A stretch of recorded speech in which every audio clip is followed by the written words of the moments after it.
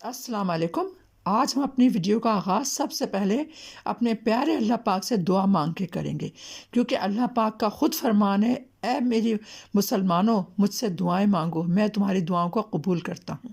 تو اللہ پاک سے ہم دعا مانگتے ہیں، میرے پیارے رب کریم، ہم تیرے گناہ گار، خطا کار، سیاہ کار بندے ہیں، مگر اللہ پاک کیسے بھی ہیں تیرے ہی بندے تجھے سے التجا کرتے ہیں، فریاد کرتے ہیں۔ اللہ پاک ہمارا کوئی بھی عمل ایسا نہیں جو کہ ہم تیری بارگاہ میں پیش کریں، مگر پھر بھی اللہ پاک تو ہمارا پیارا اللہ پاک ہے، ہمارا رب ہے، تیری رحمت کے ہم طلبگار ہیں۔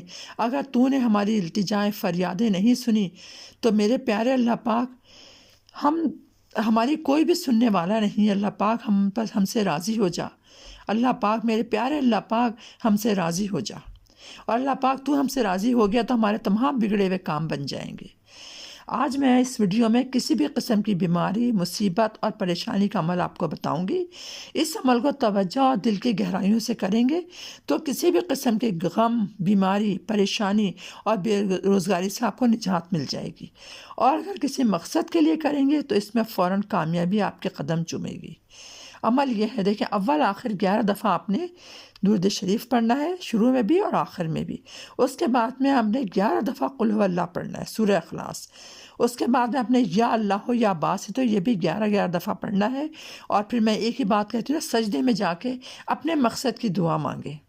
اگر بیماری ہے، پریشانی ہے، بے روزگاری ہے تو انشاءاللہ آپ کو فوراً اس عمل کے ذریعے آپ کو خوشی ملے گی اور آپ کو صحت ملے گی۔ اگر بیماری ہے تو پریشانی ہے، پریشانی دور ہو جائے گی۔ اگر جاب کا مسئلہ ہے تو جاب مل جائے گی۔